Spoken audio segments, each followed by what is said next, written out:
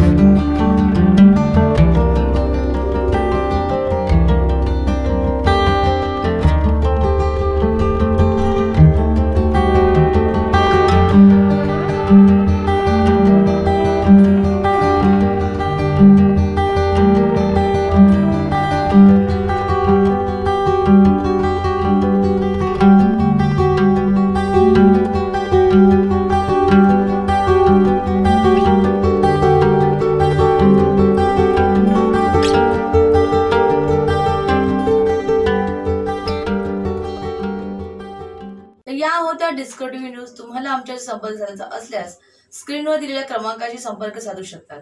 9388420420. तर वेळ झाली निरोप घेण्याची. उद्या पुन्हा भेटूया याच वेळेस. तोपर्यंत धन्यवाद.